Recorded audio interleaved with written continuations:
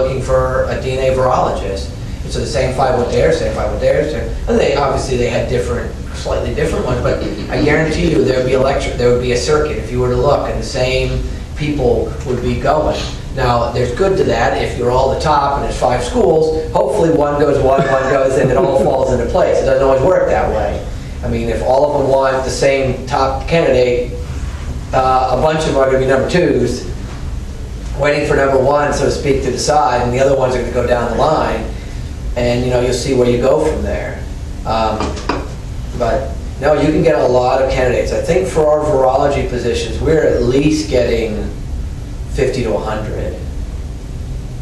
And every school does it differently.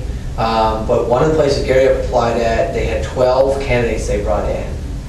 Wow. So they must have had hundreds of applications. They brought in the top 12, all done over 1 week. So it's 3 months to do this.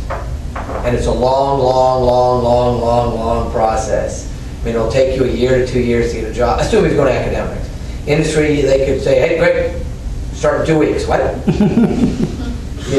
They might be a little bit more interested in starting soon, but academics takes a long time, because unless you're just by chance only submitted one, you happen to be the last candidate and you have to be the best candidate, which, I mean, it could happen, but it's certainly rarer. Yeah. So is it more critical of, what is better if you can choose, when you look at the candidate, somebody who has like 10 publications and no funding, no grants, or somebody who has funding and like 2 publications? And that's sort of an extreme example there. And I don't know, in that example, of someone who had 2 papers as a postdoc brought a K99 in versus someone who had 10 papers and didn't have a K99. I don't know what they would, that's a really extreme example, but I can guarantee you, if someone had a K99 and 6 or 7 papers, someone else had 10, they're going to take the person to K99.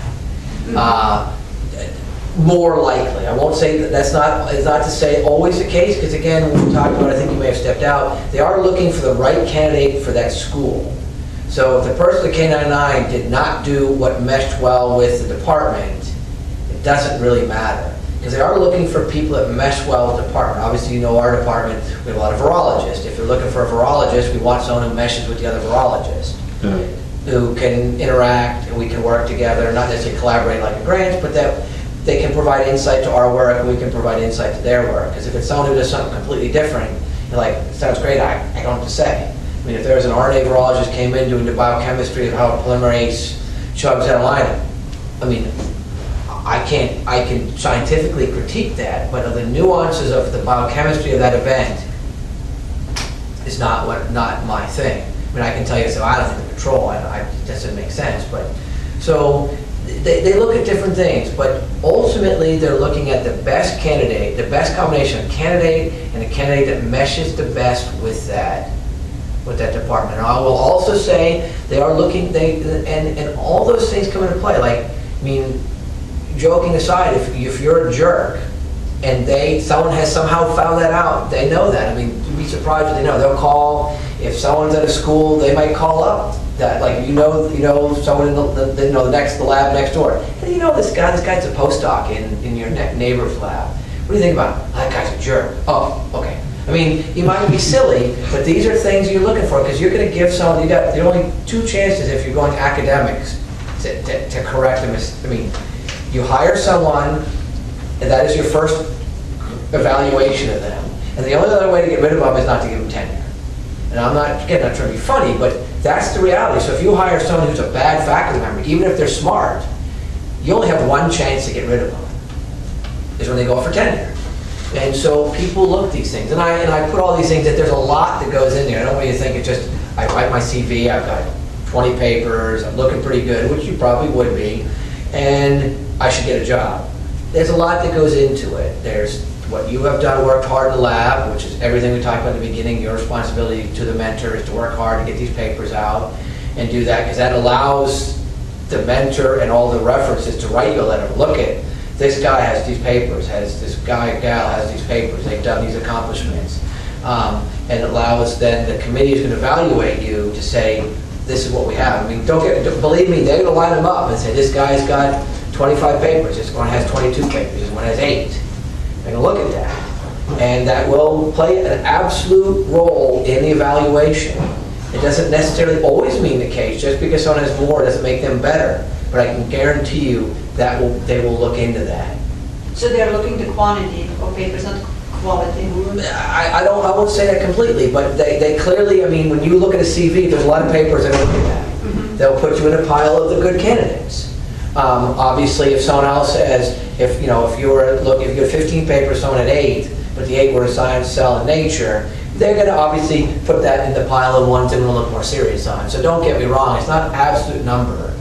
It's a combination of number and quality. Obviously, in our field, if they were all in archives of virology, which is I had a really low impact factor, and you had 30 of them, you'd probably be well behind someone who had work in, say, the Journal of Virology and other, good tier journals. Because we're also evaluating you, and I'll speak for academic science, we're not just evaluating you on paper. So I got your CV, I'm looking, and I'm going, it's pretty good. But we're also evaluating you whether, one, you mesh with our department, and two, whether your project is fundable.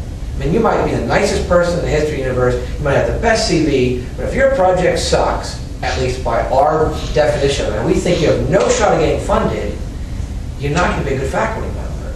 Whether that's fair or not fair, it's the reality. Because the reality is, we need you, if you're going to come in as assistant professor in our department, that you get funded. Because if you don't, and you can't get it in your project due at the beginning, all we're going to do is waste money. And you're going to come in, you're going to uproot your life, you're going to go there, and then you're going to get fired. And I know some of the colder universities, like Harvard, that it's just a revolving door. We don't like it. Bye-bye. Faculty? Oh yeah, they don't give tenure until you're a full professor. And so you lose your grant. So you're gone. You got 1 year, otherwise you're fired. Why? Because they got 1,000 people, it's like the hot bar at night. Everyone's lining up in that red row. As soon as someone comes out, the next person goes in. They don't care. And that's great, and it's bad, depending on your point of view. But nevertheless, I mean, these are all things that go into it. So they do look at the CV, absolutely. Number counts, not absolute. They can look at quality. And then they'll look, like I said, whether you mesh. Obviously, some of that they'll learn when they interview you, if you make it that far. Some they will learn, certainly from talking, for the letters of reference, discuss that, as well as calling people up. I mean, if I happen to know your boss, and even if I'm not on the search committee, I'm going to call your boss up and say, tell me a little about this person. Or, like I said, people call up. I've certainly heard this. They call up the lab next door that their friend's in, or the mentor. Tell me about this student or this postdoc. So all these things go into play. Then ultimately, they put the top 4 or 5 candidates, or up to 12, as I gave one example, and they invite for an interview. And then, you go from there. Yeah. What's the question? Oh, okay, I got it. So you're talking about CV and reference. Just last question. What about this other things that they ask, like research interests, project? Well, that's important, but how detailed should it be? Should it be like a grant proposal?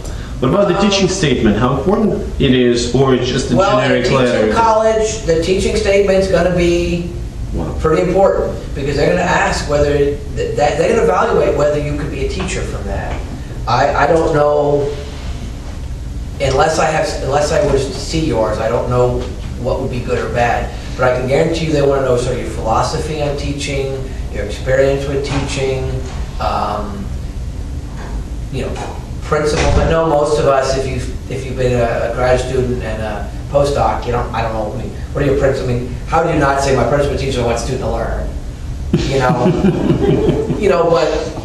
But they want more of that. They want you to tell your experience. I have, obviously my goal is, to being a teacher, is to move knowledge, blah, blah, blah, blah, all the BSE stuff, but then to say, and I've done this by my experience, and play up the unique things. I mean, Luda was writing some things, and I told her to play up what she had from Russia and here, and how you've learned language, and how this has taught you the appreciation of teaching. And she said, why? I said, because that's what they want to hear. I said, you are who you are. She goes, is that going to hurt me then, Russian? I'm like, if it hurts you, you're screwed to begin with. So why not try to make it a strength? I mean, if they don't learn Russian, you're not going to get the job. But if you can play that up, then that's great. And in your case, I mean, if it's not, if there's nothing in your background in that scenario that helps you, it doesn't matter. And she told me some things, I said, that's what they want in there. Something about she taught in Russia, she did this, she learned that. I said, play that up, because that's part of who you are as a teacher. And, and so that's what they want.